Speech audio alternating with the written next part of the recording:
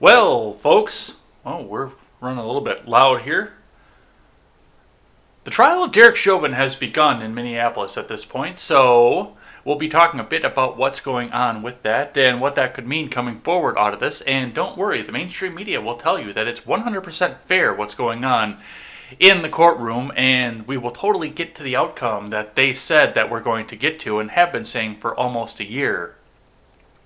In other news, a ninth woman has come out against Andrew Cuomo, so we'll talk a bit about what's going on there. Trump has launched the office of the 45th president, and people are speculating that this means that he will be running once again, so we'll talk a bit about that. And the ship is free. The Suez Canal is open, and the rest of the global economy is starting to feel what that means for them.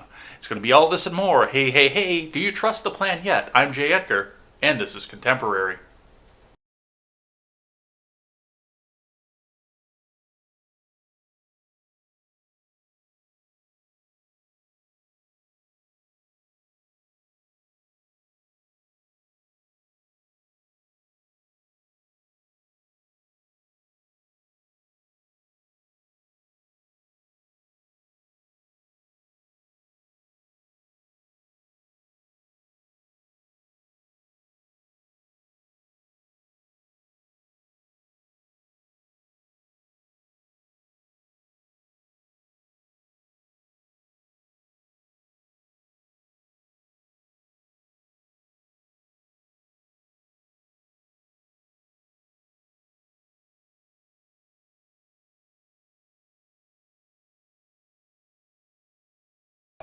Well, good morning, everybody. Welcome to Contemporary. My name is Jay Edgar. We fixed a setting here quick while we were in the title card there, so I apologize for the delay going on there, but that's not going to stop us from getting to the news today, and we've got plenty of news to get to today. There's a lot going on, plus we'll do Twitter trending at the end of the entire show here. But before we get into anything, head on over and check out my friends from the Freedom Scoop Media Group. With the exception of the Freckles and Brit Show, everybody will be participating in the upcoming charity stream on April 17th. Also, the day we will be premiering the brand new Freedom Scoop website. It's a great place to be. You can go out and check out my friends, The Generational Gap, The Daily Ignoramus, The Breakdown with Birkenhoff, The R-Rated Conservative, and the before-mentioned Freckles and Brit Show. It's going to be a great time. From the ground up, brand new. It's not going to be anything like you guys have ever seen before, but you can head on over there. You can support great creators directly financially. You can pick up some swag and help us support great creators, and you've got a convenient place to go out and find all my friends as well. So come and join us there, and absolutely join us on April 17th, where we do 24 hours for suicide prevention. Definitely looking forward to that. We keep getting great guests book. We've got more and more that are booking every day. We talked about this last night as well. So it's going to be a great time for that. The website's going to be great, and we'd love to see you there. Go over there, bookmark the page, so once we open back up, you can help us support great creators. All right, let's have a look at finance to start off with for the day. Looking in at the Dow to start. The Dow's, it hit another record here, just barely. The Dow closed at 33,171.37. It looks like the futures are coming back down again, so we'll watch what's happening with that. But, yep, everything slid down at the beginning, climbed right back up, and just a touch above a record close for the Dow. So we'll see what's happening with that as we read from Investors Business Daily. Looking at Bitcoin, the Bitcoin has risen once again. We had a little debate about Bitcoin last night on the Red and Ed show. So when we were talking about Bitcoin, Elaine left an article in the lightning round that stated that Bitcoin could see 400,000 by the end of 2021. 400,000 per Bitcoin? I think that's a little bit ambitious, just kind of seeing what we keep seeing here from the Bitcoin, but I would not be surprised to see 100,000. I think that's within the realm of possibility. Absolutely. Maybe 150.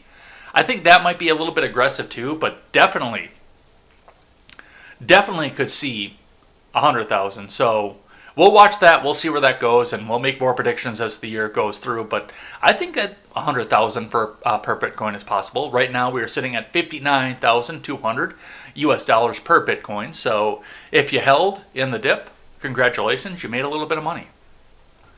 All right, looking at gas from Madison, Wisconsin. It looks like we are holding steady at 252 to 253 across the greater Madison area.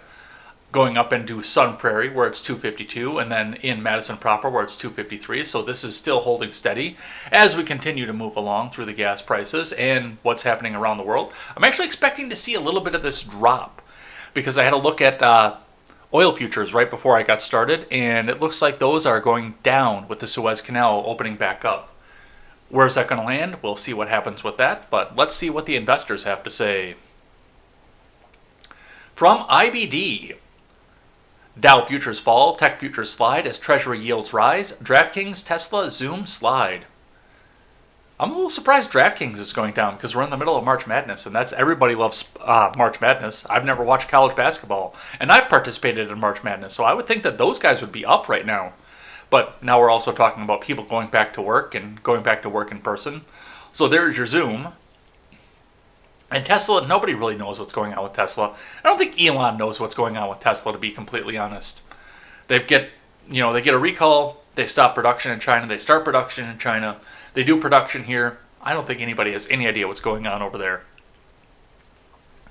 But this is from Scott Latonin.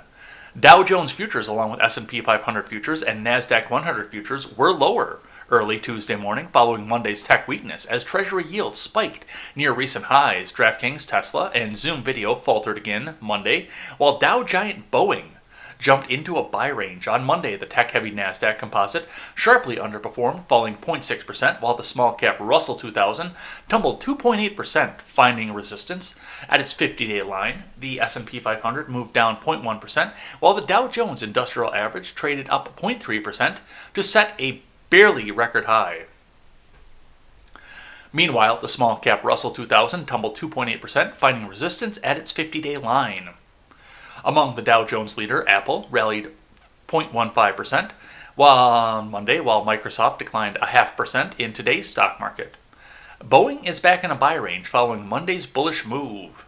Tesla skidded more than 1% on Monday, adding to Friday's 3.4% tumble. Among the stops to watch, FANG leaders Alphabet and Facebook are approaching new buy points.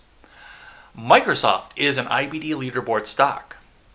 Boeing was Monday's IBD stock for the day, while Alphabet and Facebook were featured in this week's Stocks Near a Buy Zone column. Hurry up and buy Google because we need the growth to happen. We need our hedge funds held up.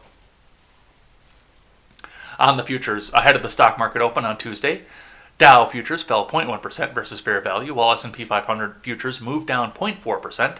NASDAQ 100 futures lost 0.8% versus fair value. Ooh, that's rough on the NASDAQ, but the Treasury yields are going to do something with that.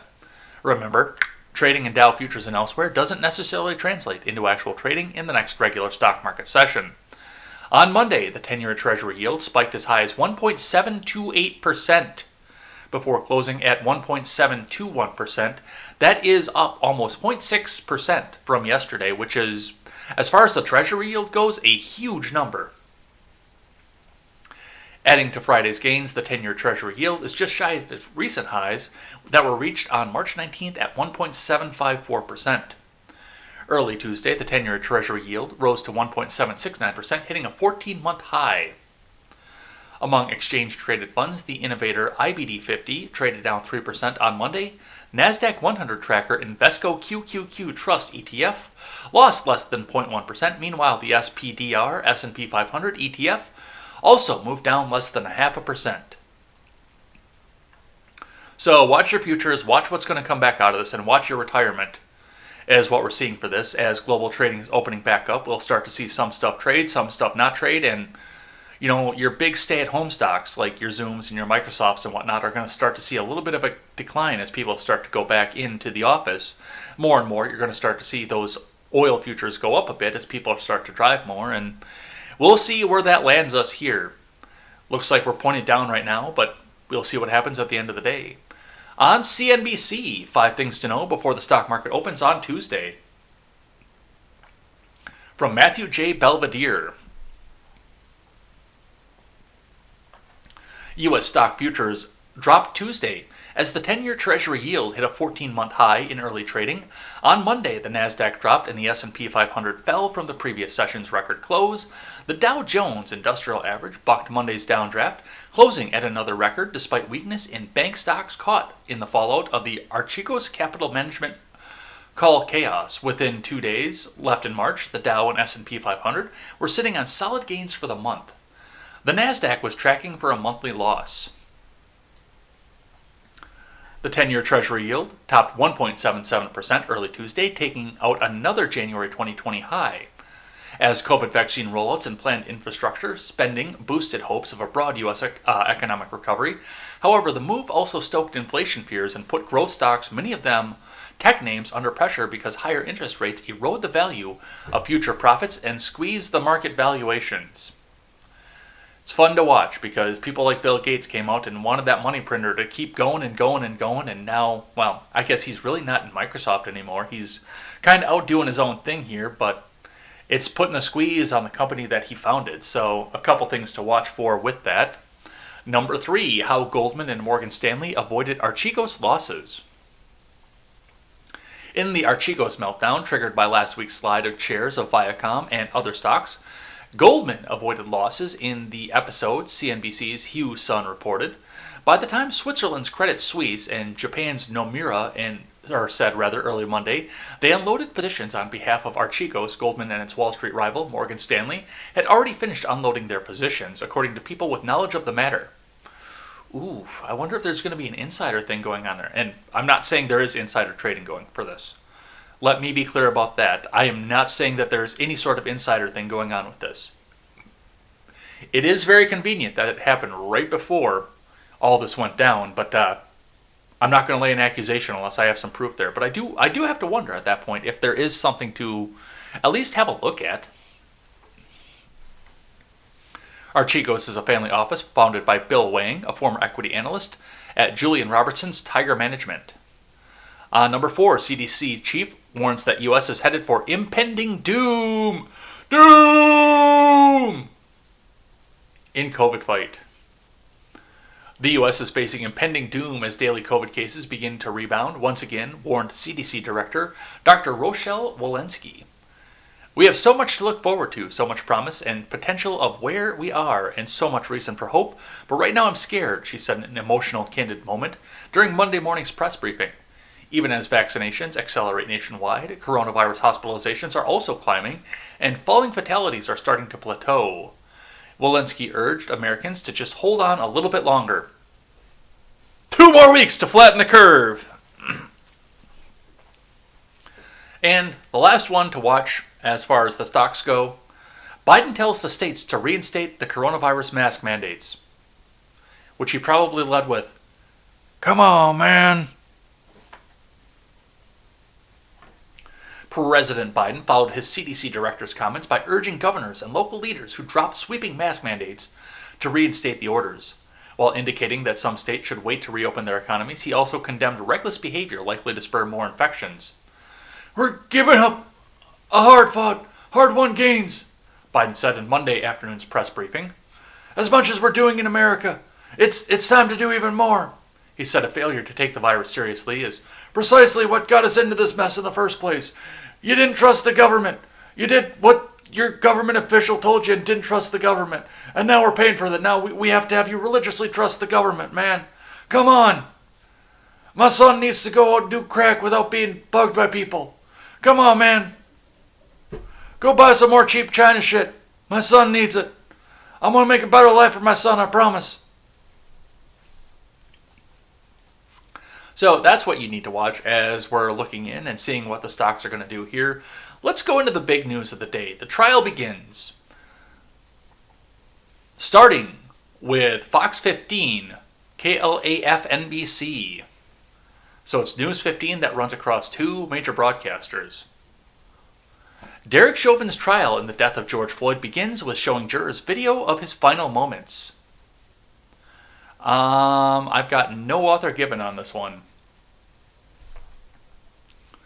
Former Minneapolis police officer Derek Chauvin knelt on George Floyd's head and neck for 4 minutes and 45 seconds as Floyd cried out for help, stayed on his neck as Floyd failed and had seizures for 53 seconds, and then remained non-responsive on Floyd for another 3 minutes and 51 seconds, prosecutor said during opening statements in Chauvin's criminal trial on Monday.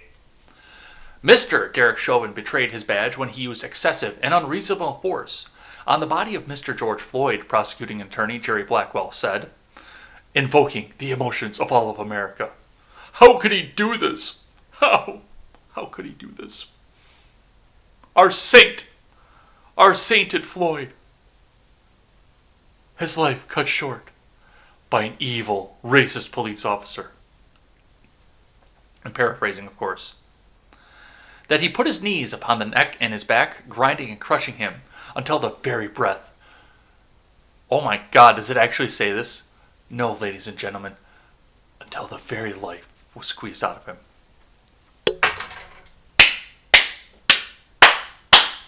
Bravo! And the Oscar goes to the prosecuting asshole in Minneapolis.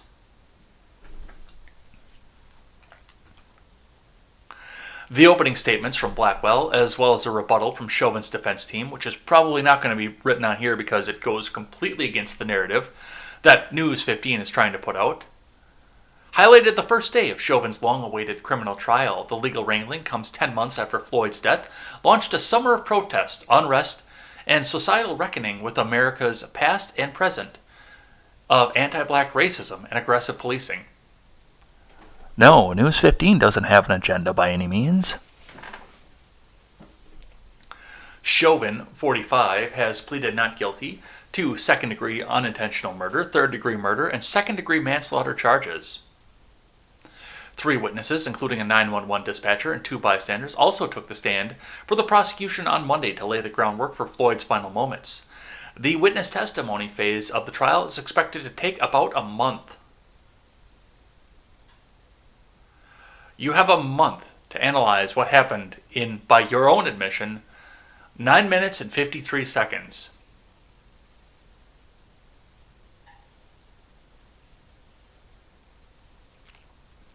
The bystander video of Floyd's final moments, which shocked the nation last year, also played for jurors in its entirety. Blackwell emphasized that Chauvin was on Floyd's neck for 9 minutes and 29 seconds, an update on the initially reported 8 minutes and 46 seconds.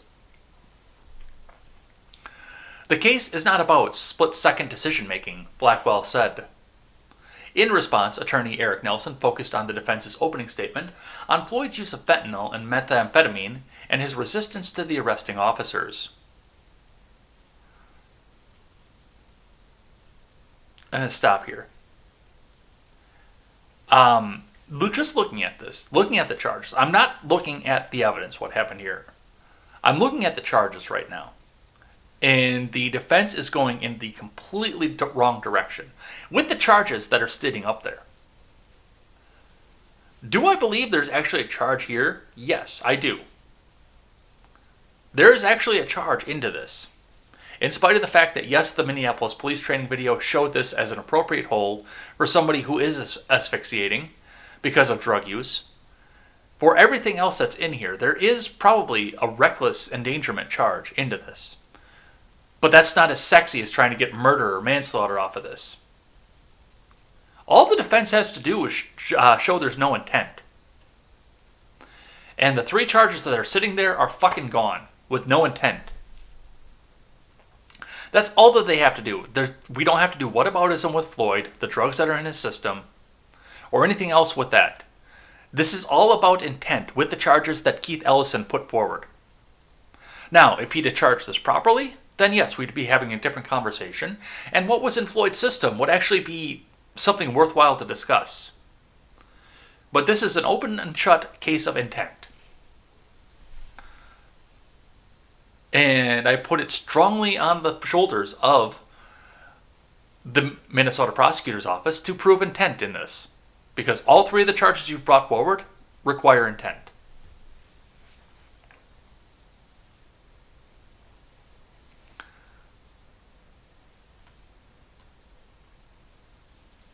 All right, where did I leave off? In response, attorney Eric Nelson focused on the defense's opening statement on Floyd's use of fentanyl and methamphetamine and his resistance to the arresting officers. Nelson also sought to establish doubt as to the precise cause of Floyd's death, saying it was not Chauvin's knee, but a combination of drug use and pre-existing health problems, and he defended Chauvin's actions as being within proper training. You will learn that Derek Chauvin did exactly what he had been trained to do over the course of his 19-year career, Nelson said. The use of force is not attractive, but it's a necessary component of policing. Well, if some of these drugs weren't illegal, then we wouldn't need to police them. Just saying.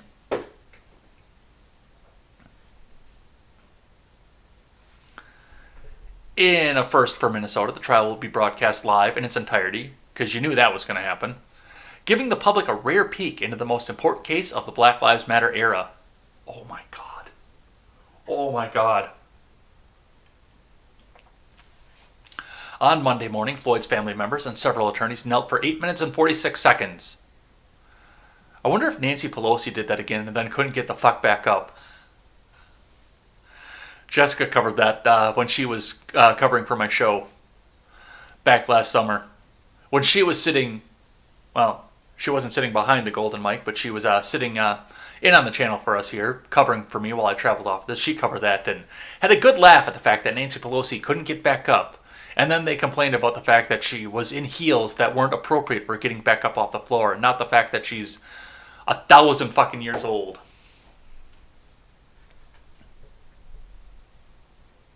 To commemorate the time Chauvin was originally reported to have stayed on Floyd's head and neck.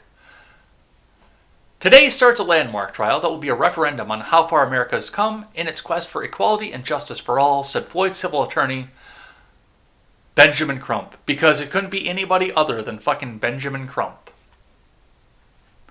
The trial is being held at a heavily fortified Hennepin County Courthouse in downtown Minneapolis, surrounded by fencing and law enforcement.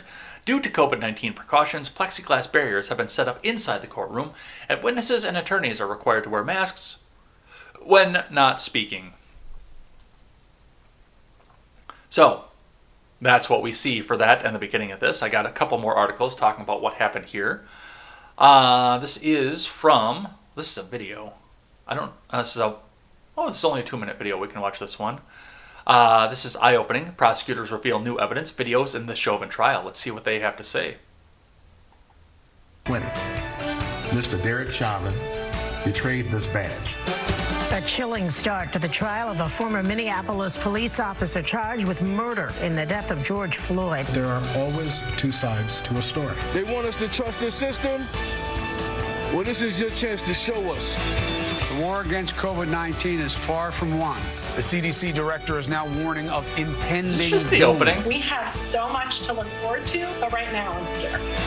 Ships have started sailing through the Suez Canal again. This as salvage teams in Egypt celebrate the Ever Given finally being dislodged. A massive fire. Yeah, no, that's just an opening here. Alright, this is a dead link, so we'll go on and do some other stuff. On-air production. Alright, let's read from the AP then. Jurors shown, video at ex-officer's trial in Floyd's death. From Steve Karnowski and Amy Forliti. The video of George Floyd gasping for breath was essentially Exhibit A, as the former Minneapolis police officers who pressed his knee on the neck of black man's neck went on trial Monday for charges of murder and manslaughter. Prosecutor Jerry Blackwell showed jurors the footage at the earliest opportunity during the opening statements after telling them that the number to remember was 9 minutes and 29 seconds, the amount of time Officer Derek Chauvin had Floyd pinned to the pavement last May. The white officer didn't let up, even after a handcuffed Floyd said 27 times that he couldn't breathe and went limp. Blackwell said in the case that triggered the worldwide protests, scattered violence, and national soul-searching over racial justice. He put his knees upon the neck and his back, grinding him and crushing him until the very breath, no, ladies and gentlemen, until the very life was squeezed out of him, the prosecutor said. Chauvin attorney Eric Nelson countered, arguing, saying, Derek Chauvin did exactly what he'd been trained to do in his 19-year career. Floyd was fighting efforts to put him in a squad car as the crowd of onlookers around Chauvin and his fellow officers grew and became increasingly hostile, Nelson said. The defense attorney also disputed that Chauvin was to blame for Floyd's death. Floyd, 46, had none of the telltale signs of asphyxiation, and he had fentanyl and methamphetamine in his system, Nelson said. He said Floyd's drug use, combined with his heart disease, high blood pressure, and the adrenaline flowing through his body, caused a heart rhythm disturbance that killed him. There is no political or social cause in this courtroom, Nelson said, but the evidence is far greater than 9 minutes and 29 seconds. But look, his knee, his neck, and 9 minutes and 29 seconds. Black Lives Matter! I'm paraphrasing once again.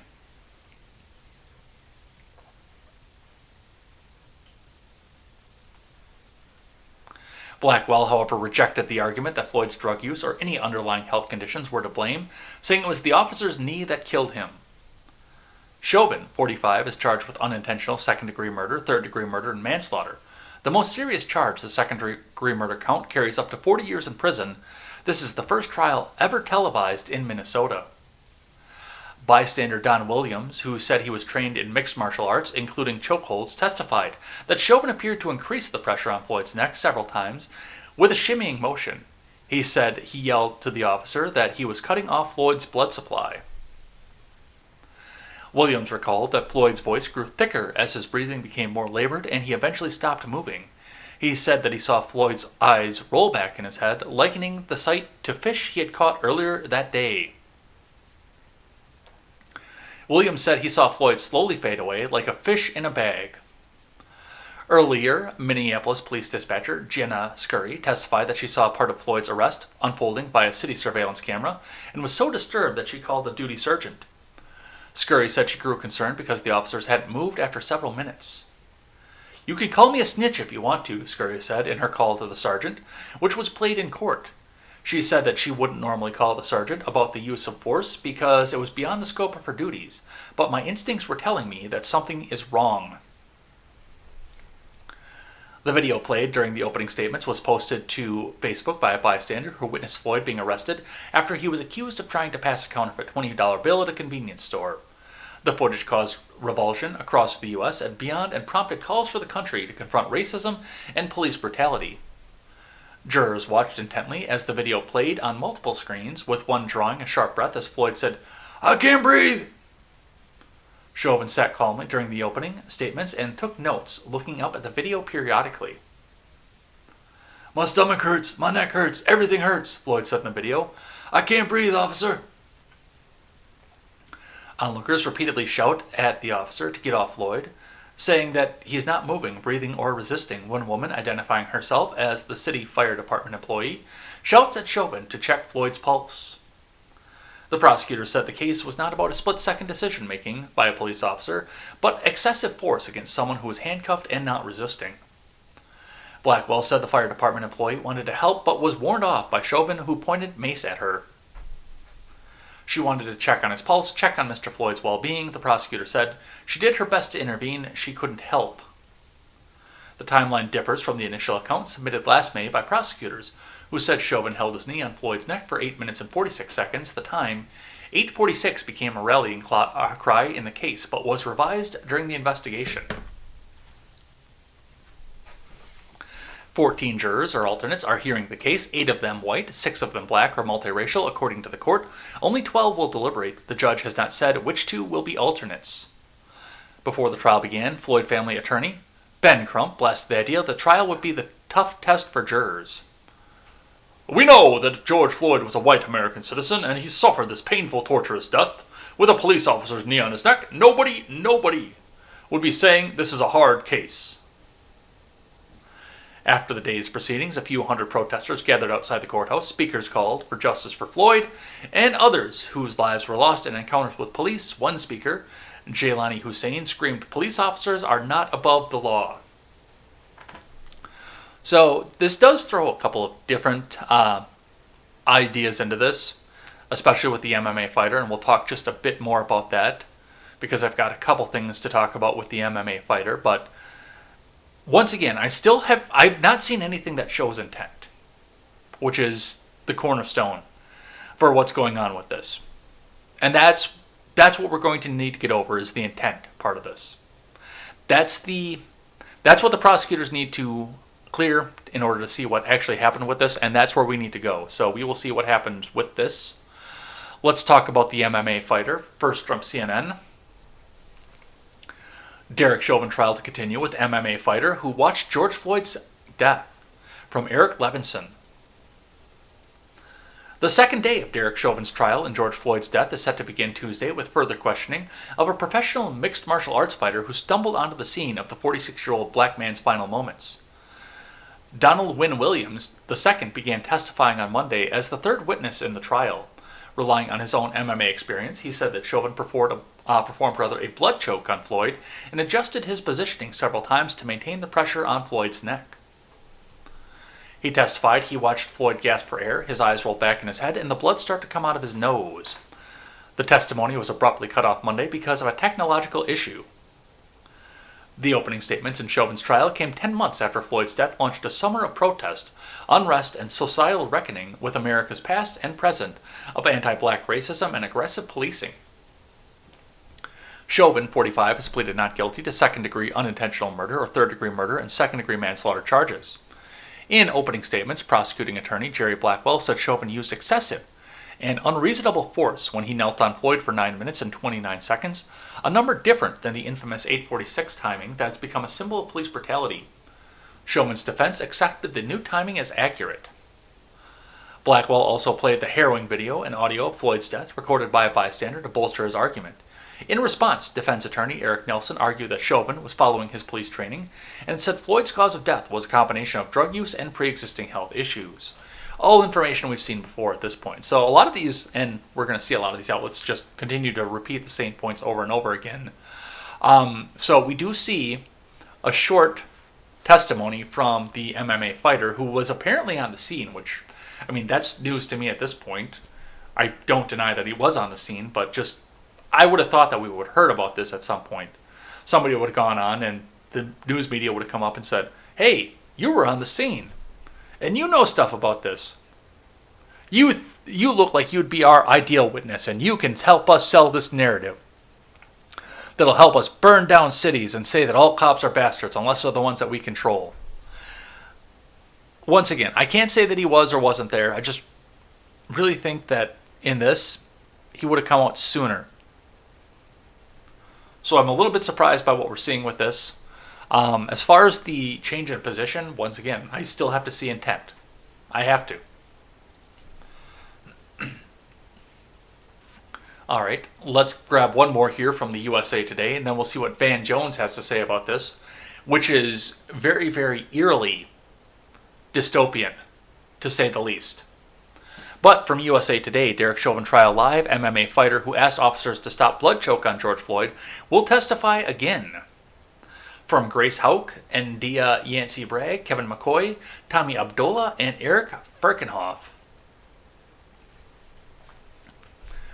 A mixed martial artist who witnessed the death of George Floyd last spring was expected to take the stand again on Tuesday morning in the murder trial of the former Minneapolis police officer Derek Chauvin.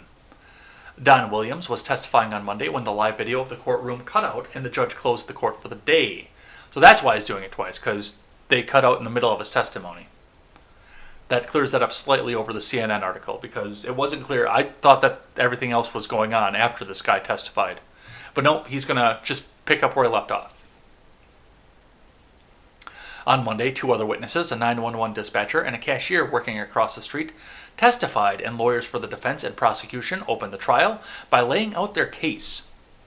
Floyd, a black man, died in police custody on May 25, 2020, after Chauvin, who is white, pinned his knee against Floyd's neck for more than 9 minutes as Floyd cried out, "I can't breathe!" more than 20 times. Chauvin is charged with second-degree murder, third-degree murder, and second-degree manslaughter. I like the way that they're wording this, and I don't usually give a lot of credence to the USA Today, in spite of the fact I do read from them often. But I don't give credence to their intent often. But most of your other outlets are looking at this and saying Floyd, a black man, was murdered by police on May 25th of 2020. Where they're coming out and just saying that he died in police custody. So they're at least leaving it to the jury to determine what actually took the life of George Floyd. Or risk having to go back and make a correction at some point on this in the past.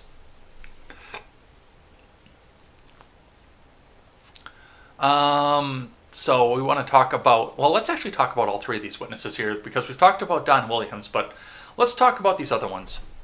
Prosecutors called the first 3 witnesses on Monday: a 911 dispatcher who was on the call that day, a cashier working across the street who captured videos of the incident, and an MMA fighter who witnessed Floyd's death. Jenna Lee Scurry, who we heard about briefly before, a 911 dispatcher who was working the day of Floyd's death, told the court she alerted the police department supervisor that something was awry in the Floyd's arrest, which she was able to watch via live stream from a city street camera. I became concerned that something might be wrong, she said. It was a gut instinct of, in the incident, something's not going right.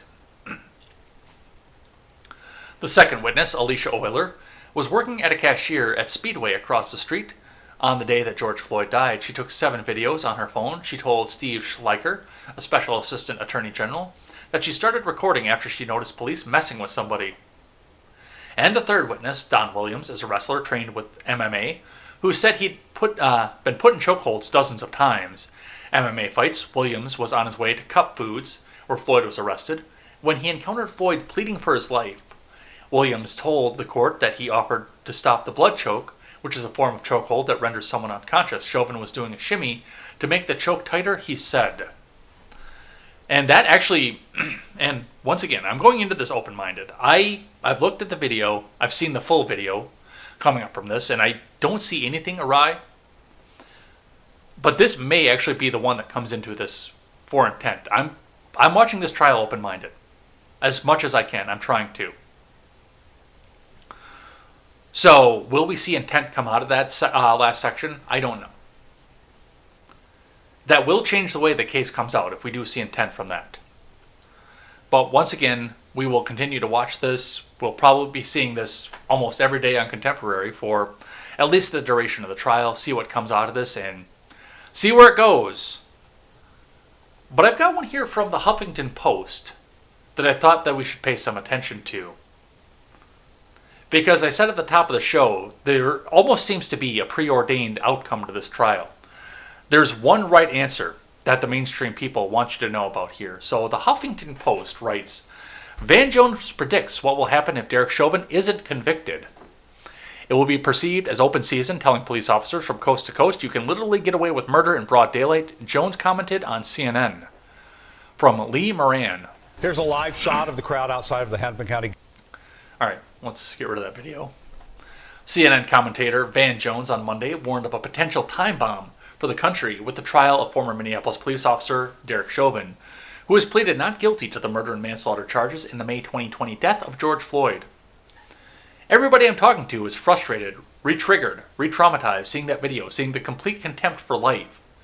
Jones told CNN's Chris Cuomo about the first day of Chauvin's trial, during which the full video of the then officer kneeling on Floyd's neck for 9 minutes and 29 seconds was aired.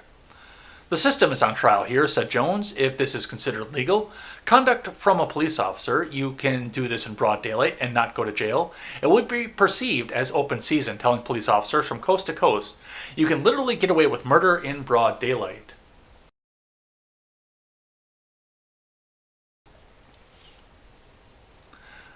Watch Jones's full analysis here. Let's see how long this one is.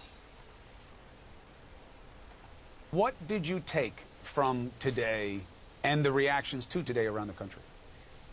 Look, I mean, everybody I'm talking to are frustrated, re-triggered, re-traumatized. Seeing that video, seeing the complete contempt for life.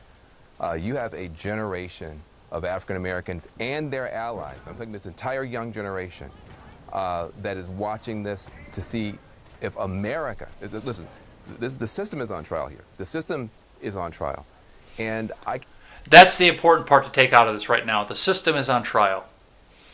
You give us the outcome that you want, or we will show you what we want to happen. And he's coming right out and saying, he's saying the quiet part out loud.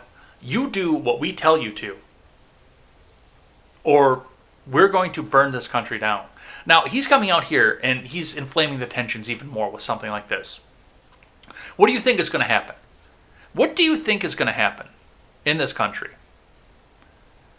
after you spent an entire month everywhere on CNN saying, oh, well, if this guy gets acquitted because they couldn't find intent in it, then it's going to be open season for police officers to go and shoot. What do you think is going to happen? I know what's going to happen. These kids who spent the last year burning the country down are going to come out, look at this, and say, oh, the system's trying to keep us down, man. Burn it all down. Burn it all down. You think what you saw last summer was bad? I hope you've all stocked up, because it's going to get even worse, especially those of you who live in the city. And if you got to get out of the city, let me know, because we got to get some of you guys up out of the city, because your cities are not going to be there by the time these kids are done. And they're going to take what Van Jones just said to heart. The system is on trial. If the system doesn't do what we want, then we got to make a new system. So we're not going to sit and listen to the full 7 minutes and 3 seconds of the video, but those first 35 seconds right there tell me exactly what Van Jones's message is and what is actually going to come out of this if Chauvin winds up walking. So, and given the fact that, like I said, as of right now, I still don't see intent, that's a good possibility. That's a good possibility to see the dude walk. So I hope that all of my fans are prepared. Get some extra canned goods. Stock up on ammo if you need some ammo. Just make sure that you are set, because there's a good chance this is coming back around again. All right. With that, we're going to move out of the Chauvin trial, but I'm sure that we'll be talking more about that tomorrow as well. We will move on and talk from NBC News. Arkansas passed bill to ban gender-affirming care for trans youth. Gender-affirming care for trans youth. Yes, that's exactly the way that NBC has worded that. From Joe Yurkaba. The Arkansas Senate passed a bill on Monday that would ban access to gender-affirming care for transgender minors, including reversible puberty blockers and hormones. The bill now heads to Governor Asa Hutchinson, a Republican. Unless he vetoes it, Arkansas will be the first state to ban gender-affirming care for trans youth. Chase Strangio, Deputy Director for Transgender Justice at the American Civil Liberties Union LGBT and HIV Project, called the bill the single most extreme anti-trans law to ever pass through a state legislature. The bill is one of two types of legislation being considered in more than 24 states. Measures that ban or restrict access to gender-affirming care for trans minors, and those that ban trans young people from competing in school sports or teams of their gender identity. Governors in 3 states, Arkansas, Mississippi, and Tennessee, have signed trans athlete bans into law. In addition, Arkansas, Alabama, and Tennessee are also advancing restrictions on gender-affirming care. Alabama's Senate approved a bill that would make it a felony to provide care, such as puberty blockers or hormones for trans minors. And a Tennessee House committee also just advanced a similar measure that includes misdemeanor criminal penalties. Strangio and trans people in Arkansas, Tennessee, and Alabama are afraid of what the next week and months will look like as more states hear and pass anti-trans bills. I really worry about the fact that we're just a few votes away from some of the most sweeping and damaging, potentially genocidal... It's always fucking genocide! How is this genocidal? Oh my God. You use that word, but I don't think you know what it means. From ever being passed, and we barely have a mention of it in the bigger national conversation of what's going on in this particular moment in U.S. history, Strangio said, Arkansas's bill is already having an impact on trans people there, said Rumba Yambu, director of the Intransitive, a group that supports trans people in the state. It's one of the worst bills they could have ever created, said Yambu, who uses gender-neutral pronouns. Because of course he does. Michelle Hutchinson, a pediatric doctor in Arkansas, testified in front of the state Senate last Monday, March 22nd, that just after the bill passed the House, there were multiple kids in our emergency room because of an attempted suicide, just in the past week.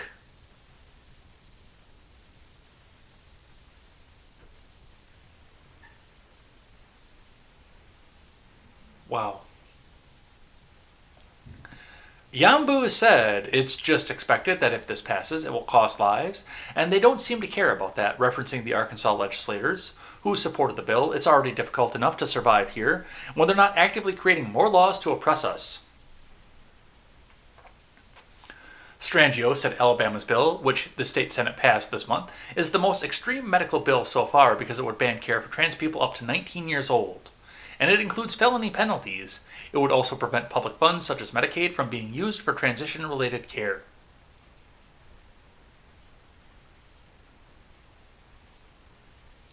So there's a few things to unpack with this bill. First and foremost, roll this back to 18 years. Because you've been admitted your legal rights and your ability to flee the state too, by the way, at the age of 18, unless you're emancipated by your parents. That's the way that I would write this up if it was me. If you want to go to a doctor, get the surgery, and you have either attained the age of 18 years or have been emancipated by your parents,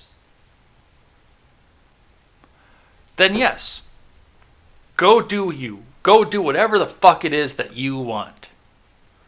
Don't come crying to me with the consequences later, which I do fear that a lot of these people are going to be doing later on in their lives as they go with this. But that's something we deal with as it goes along, because I'm not going to stop somebody from doing something with their body if they have obtained legal adult status or legal rights to do so that they want to do.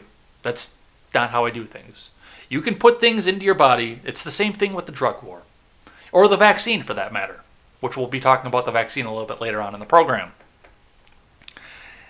What you want to do to your body, what vaccine you want to take, that's your business. If you have the legal right. If you are under somebody else's care and somebody else has legal power of attorney over you, that's a different story. And what we're seeing with a lot of these things that are going on is that kids can now, and I'm talking 14, 15-year-old kids, and even younger than that in some cases, can go to the doctor because of the school recommendation outside of their parents' purview and start taking these hormone treatments. And the only thing that I say with this is, yes, if you want to take the hormone treatment, take the hormone treatment. That's between you and God and you and your doctor. That doesn't involve me in any way, shape, or form.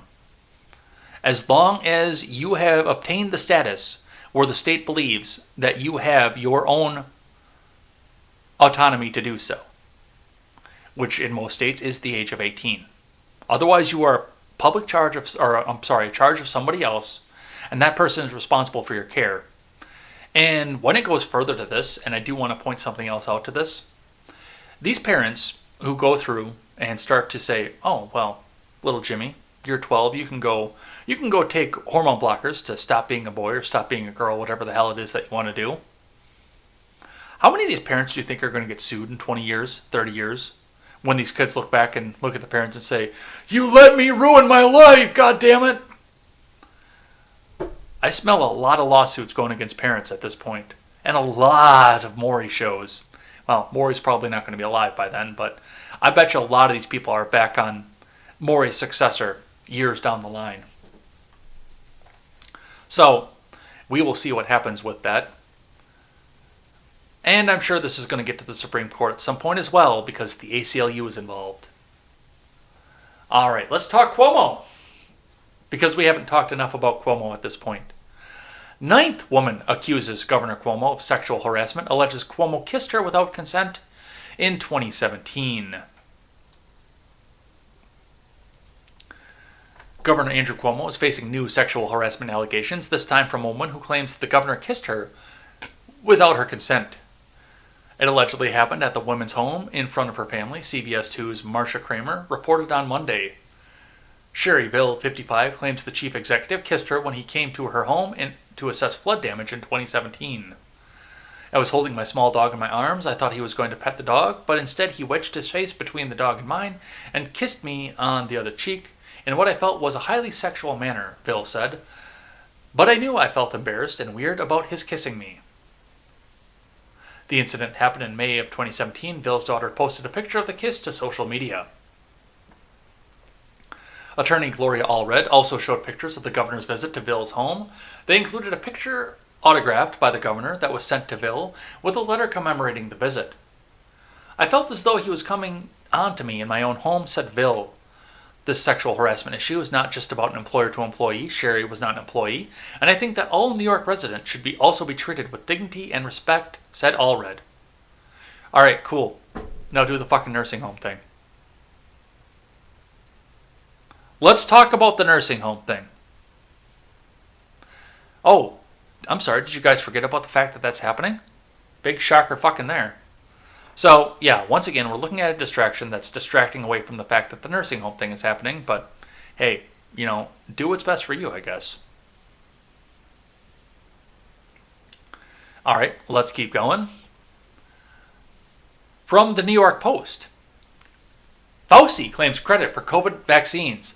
Best decision I ever made. From Jackie Sallow. Dr. Anthony Fauci appeared to take credit for the development of the country's COVID-19 vaccines without ever mentioning the role of the Trump administration's Operation Warp Speed campaign. In a CNN special that aired on Sunday, the director of the National Institute of Allergy and Infectious Diseases said the best decision he made was the fast-tracking efforts to produce the vaccine. When I saw what was happening in the New York City, almost overrunning our healthcare system, it was like, oh my goodness, Fauci told CNN correspondent Dr. Sanjay Gupta on COVID War, the pandemic doctors speak out. And that's when it became very clear that the decision we made on January the 10th to go all out and develop a vaccine may have been the best decision that I ever made with regard to intervention as director of the Institute. Trump announced in May that he was launching Operation Warp Speed to develop, manufacture, and distribute a proven coronavirus vaccine as fast as possible. Despite the initiative helping drug makers to produce a shot in less than a year, Fauci criticized the administration's rollout for not having enough momentum. We would have liked to see it have seen it run smoothly and to have 20 million doses into people today by the end of the year 2020. Which was the projection. Obviously, it didn't happen, and that's disappointing, Fauci said on NBC's Today Show in December. But Trump said the blame should be placed on the states. The federal government has distributed the vaccines to the states, he tweeted. Now it's up to the states to administer. Get moving, okay? Meanwhile, the National Institutes of Health Director, Dr. Francis Collins, who is Fauci's boss, has said the Trump administration deserves credit for the speed with which the vaccines were developed. It's just breathtaking that got done in 11 months from when we first knew about this virus. It's at least 5 years faster than it's ever been done before. Which is why I'm not taking it right now, until I get at least 5 years of trial evidence. He told Axios last month. 3 companies, Pfizer, Moderna, and Johnson & Johnson, have received emergency use authorization for their vaccines after developing their shots with assistance from the federal program. So, Fauci's the one. It's all me. I did this. I made the Operation Warp Speed happen. It wasn't Trump. He was just a fucking idiot. It's all me. Just celebrate me. Venerate me. I am the highest paid person in the federal government after all. It's all on me. And do what I tell you. We're going to continue this extended game of Fauci says, okay?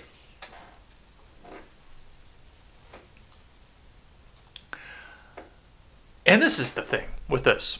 Now, I've expressed this numerous times on this program. I am not anti-vax.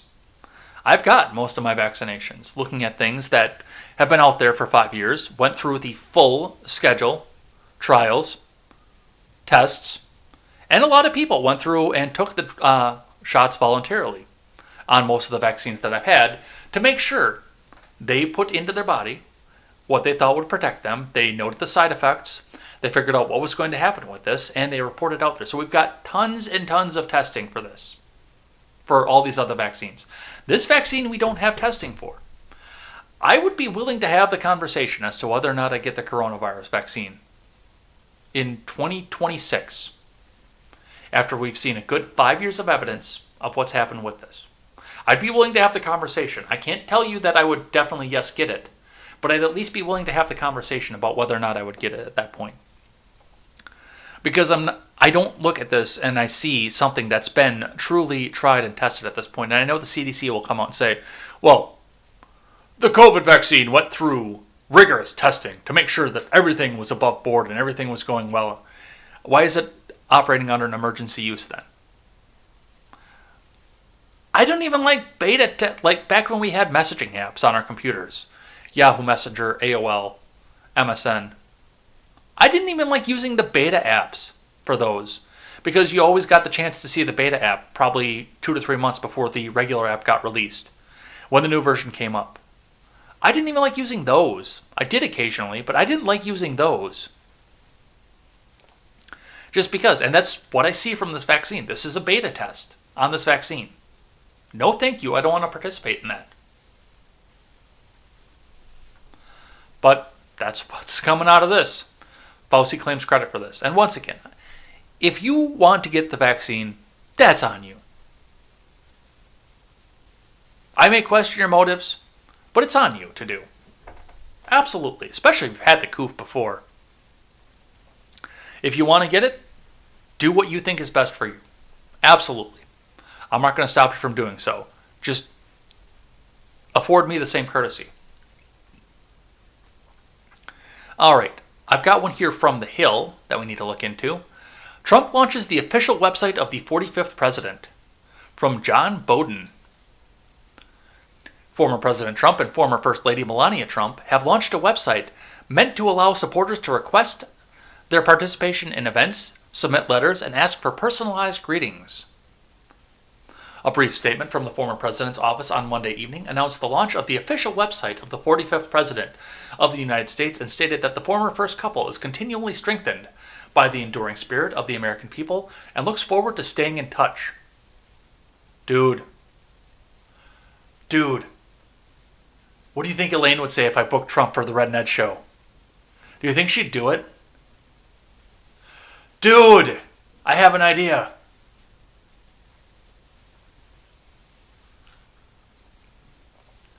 Somebody make a note of that. If this is real, then I might actually reach out and try to do that. How do you think that would go? The former social media director for the LP candidate having a conversation with the Donald. It would be pre-recorded, unfortunately, so we wouldn't get to see the live reactions, but how do you think that would go? That would be amazing. I'm doing that. I don't know if I'm going to succeed, but I'm doing that. The website itself, 45office.com, is relatively small as of its launch and contains a page summarizing what happens when The Hill goes back and reloads its page in the middle of reading something. That's not actually what it said, but that's what happened here. Summarizing the Trump's time in the White House, as well as another page where supporters can submit comments to the former president, request a personalized greeting, or even book the pair for private events. Through this office, President Trump will remain a tireless champion for the hardworking men and women of our great country and for their right to live in safety, dignity, and prosperity and peace, reads a message from the website's homepage. The former president's efforts to remain in the public eye come following his banishment from Twitter and Facebook in the days immediately following the January 6th Selfie Fest. Hold on.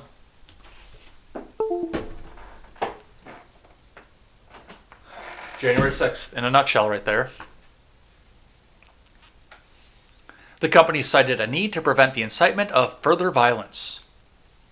So we have not looked at this. I'm actually going to put this up here as well so we can go back and look at this tomorrow and see what the actual Office of 45 is. I'm just going to read the news story right now, but we'll see what happens with that.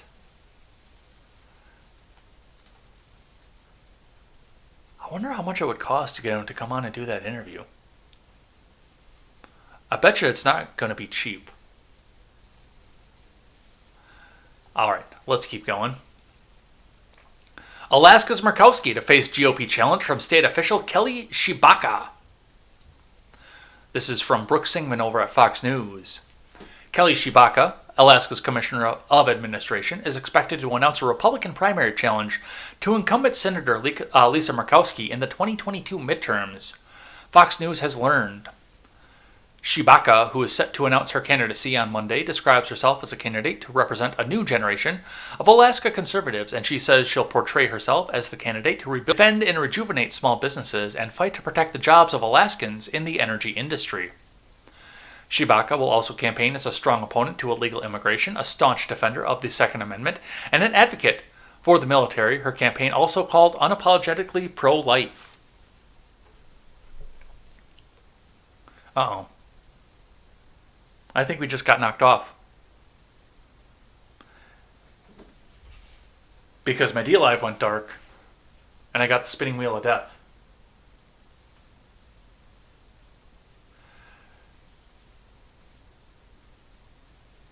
One, two, are we on? Hello?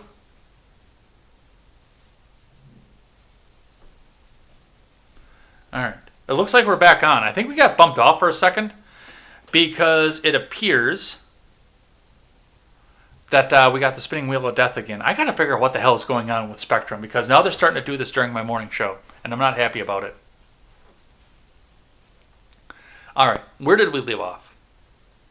Shibaka, who is set to announce her candidacy on Monday, describes herself as a candidate to represent a new generation of Alaska conservatives and says she'll portray herself as the candidate to rebuild the Alaskan economy, defend and rejuvenate small businesses, and fight to protect the jobs of Alaskans in the energy industry. Shibaka will also campaign as a strong opponent to illegal immigration, a staunch defender of the Second Amendment, and an advocate for the military. Her campaign also called her unapologetically pro-life. We know what Washington, D.C. thinks about Alaska. We're here for their benefit, and we won't put up much of a fight. After nearly 20 years in D.C., Lisa Murkowski thinks the same way, Shibaka says, in a video being released by her campaign on Monday. But you know what? Nothing scares a D.C. political insider more than the thought of a strong, independent Alaskan leader in their ranks. One they can't bully, one they can't control, one they can't silence. And you're going to start to see a recurring theme coming from people coming up to primary establishment candidates. And that is the fact that, yes, they're going to continue to say, one they can't control. We're seeing this with Marjorie Taylor Greene right now. We're seeing it with Lauren Boebert right now. That's over on the House side. We're not seeing this so much in the Senate side. But it does come from what the alternative and the mollusk media, the missing link media, used to say about Trump as well. Well, they don't like him because he's one that they can't control, that the establishment doesn't control. They want candidates in that they can control. And there's a merit to what they're saying here.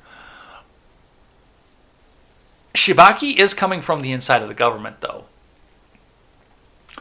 If it was me, and this is just my druthers for this, but I would rather see more people like Greene and Boebert who are coming from completely outside the political spectrum, the same way that we saw with Trump.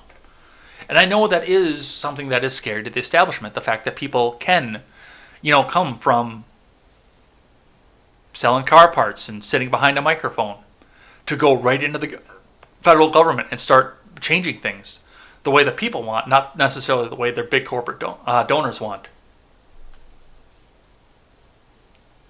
So there are a lot of things to look at for this. Once again, love to see the primary, though, because the more primaries we see, the more the good ideas come to the top and the more the bad ideas sink to the bottom. Even if Shibaki can't get in, she's going to hold Murkowski to account for some of the bad ideas that she's put up. And Murkowski's either going to have to evolve or get voted out of office, one way or the other. So we'll see what's happening with that.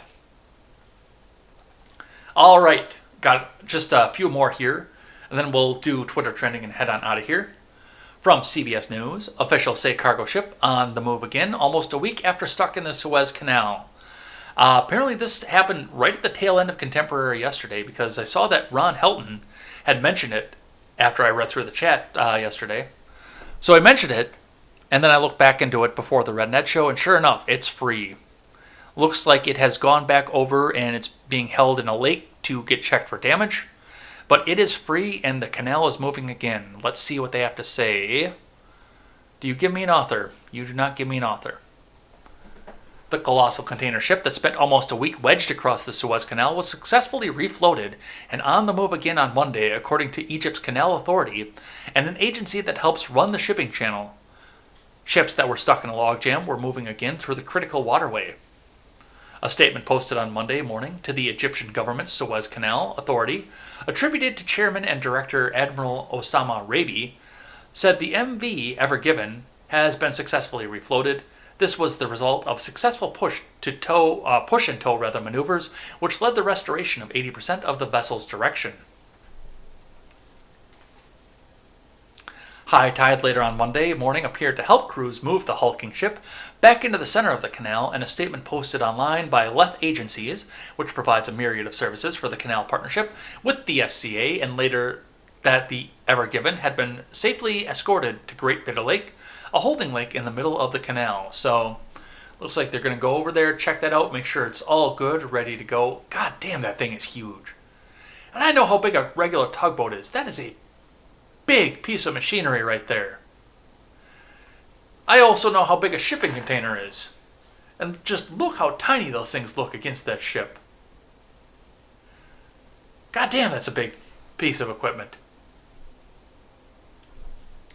Alright. So that's going back underway. We're starting to see some of the oil futures come down because of it. Because now we're seeing OPEC in the spotlight off of it. But the canal is moving, and global economy can go back to normal. Alright. I've got another one from the AP. With the ship now free, a probe into the Suez Canal blockage begins.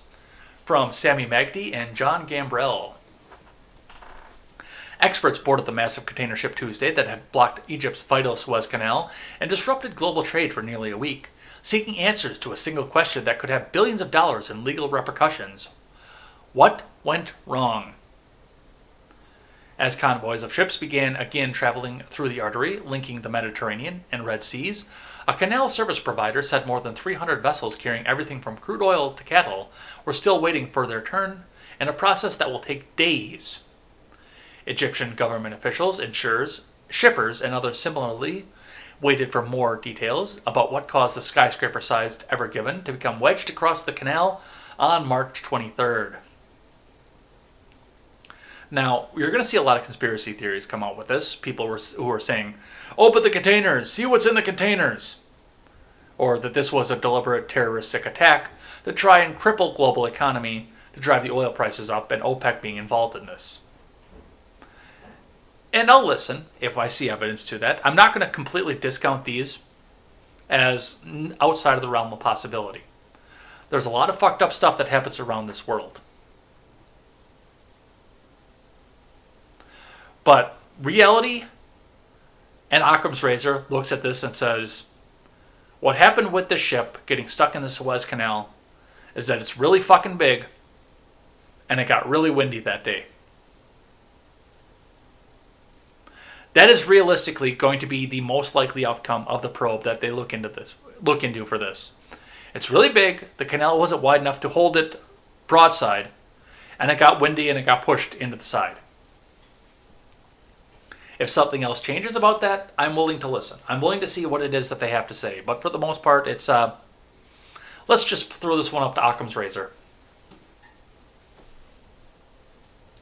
and call it a day. And once again, as I said in the Red Net Show last night, and as I said on the Contemporary yesterday, right now the U.S. should be talking about whether or not it's time, because we're seeing massive ships like this, which this was just built, I believe, in 2017. But with massive ships like this, it might be time to go out and widen the canal a little bit further to make sure that we don't see something like this again. Make sure that the channel is big enough to handle the flow of traffic that's going through it. And think of the diplomatic ties that the U.S. could put in with this. Hey, buy some of our goods and we'll come out here and help you out with your canal. Buy some of the stuff our wonderful manufacturers are making every day. We will give you the best quality stuff, and we'll send it over in container ship. And we'll run it through the Suez Canal, too. And pay your toll. Just let us help you out with this. And give us favorable tolling because we helped you out with this. Because I do believe that is a toll passage. Alright. So that's what we're seeing from that. I got a couple tweets that I wanted to share with you guys out of here. Then we'll do Twitter trending and head on out of here. This one kind of went nuts yesterday. And I got in on this. Looking at the ratio right now, which they're trying to bot the ratio away, and they're failing miserably still. because people are still putting this out there. So if anybody wants to get in on this ratio here, I'm not telling you what to do. I'm just saying it's kind of fun. Harry Littman tweets out, vaccine passports are a good idea. Among other things, it will single out the still large contingent of people who refuse vaccines, who will be foreclosed from doing a lot of things their peers can do. That should help break the resistance down. And also, those of us who decide that we don't want to get the vaccine will be loaded up onto nice, comfortable boxcars and told that we've got a utopia waiting for us. We just have to willingly get on the fucking boxcar. Dude, Littman, fuck you. That's what I have to say to that. I will not hold on to your pretty fucking yellow star. Absolutely not. And a lot of people, looks like 23,000 people got into this. And the worst part of this Harry Littman tweet is that if you open up the bio for this guy, this dude's in the DOJ.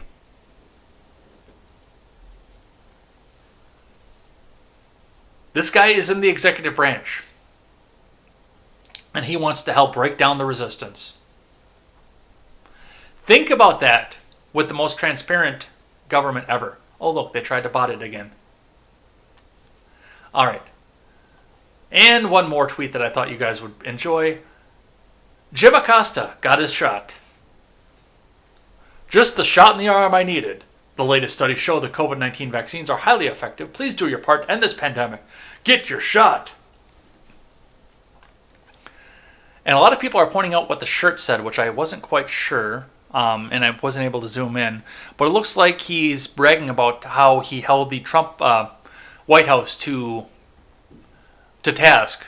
And he's bragging about that. If anybody can get me in a large picture of the t-shirt so I can read it, because with the resolution of my screen and my glasses that are probably about 4 years out of date at this point, I may need help reading that one here. So I can't see it, but that could be. But I mean, this whole picture here just screams, look at me. I'm Jim Acosta. Look over here. Look at me. End quote.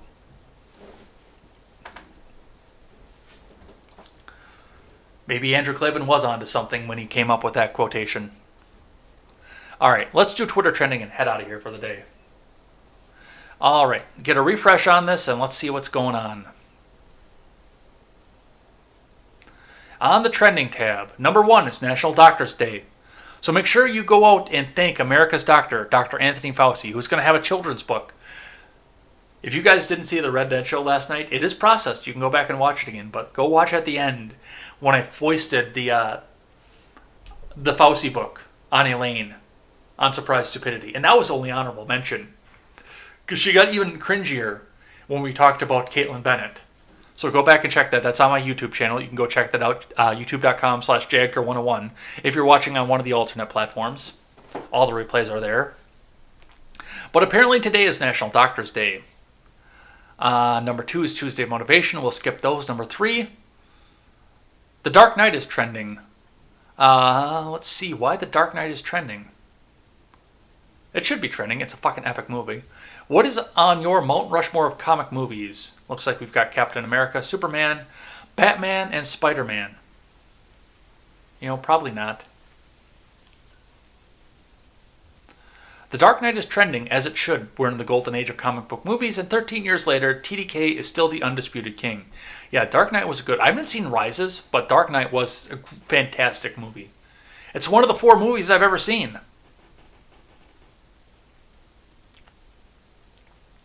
So, looks like that's where it's coming from, is the fact that people wanted to know what was going to be on your Mount Rushmore, but yeah, that's good to see.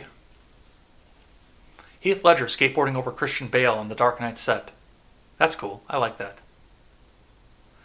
All right.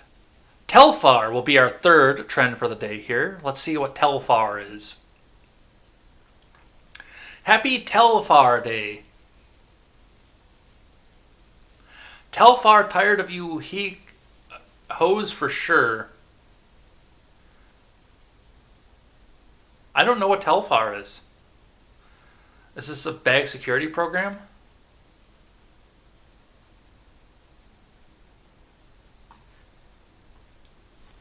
Got 2 Telfar bags for my birthday. Can anybody help me out what a Telfar bag is? It's a shopping bag? Is that what it is? I have no idea. It appears to be something bougie and massive, though. Alright. Well, we'll figure that out. SN-11. SpaceX Starship SN-11's launch and land is unsuccessful after the second atmospheric test flight over the South Texas this month. So it looks like they went up and dropped once again. That's a 20-minute video, so we're not going to watch the whole thing. A high production rate solves many ills, Elon Musk says. At least the crater is in the right place. So, looks like they're still trying to launch and they're having problems with the landing once again. So, it's probably a good thing yet that we're not doing this, but, keep trying, I guess.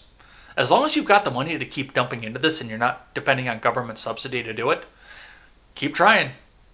Spend your money how you see fit and put more people to work. Alright, and the last one that we will do is a K-pop trend. Actually, no, I didn't see a K-pop trend, did you? Alright, the last one's going to be Claude.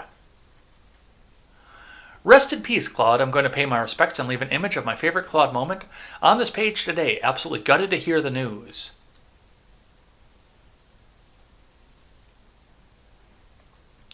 Who is Claude?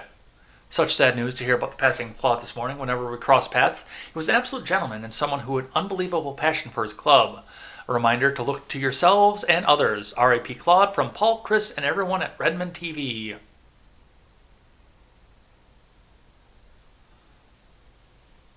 I don't know who this person is. What Arsenal meant to him. Apparently he was on AFTV. Red TV.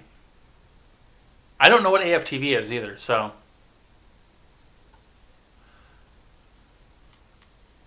AFTV says we'll not be publishing any content on our platform over the next few days while we come to terms with the news of his passing. R.I.P. Claude Caligari, father, grandfather, friend, and proud Arsenal fan. I don't know what Arsenal is. Sorry. I'm uncultured, I know. But I don't know what any of this means. But, with that, we're going to call it a day. So we're heading on out of here. We'll be back here tomorrow with, once again, more Contemporary. I'm sure that we'll be talking more about what's happening with the Chauvin trial, what's happening on there, and what the second day's testimonies are going to be, especially seeing the rest of this MMA fighter's testimony. I don't know how they're going to get a month of testimony. There don't seem like there were that many people around, but I guess we'll see what happens with this. They think they can drag it out for a month, so we'll see what happens there, and we will see what happens with the end of the trial as well. So keep paying attention to Contemporary. We'll come back and cover this because that's going to be the big news story that affects what public policy is, I think, for the coming weeks. Otherwise, come back and hang out with us on April 17th for the Red and Ed fundraiser, or back here on Monday for the Red and Ed show.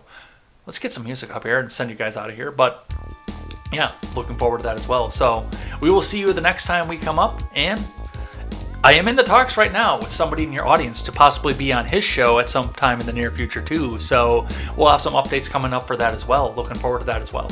Always look forward to going on someone else's show because then I don't have to do the show prep. And I always look to reach out to new audience members as well. Always looking forward to that. So we will see you next time. Until then, I'm Jay Edgar, and this is Contemporary.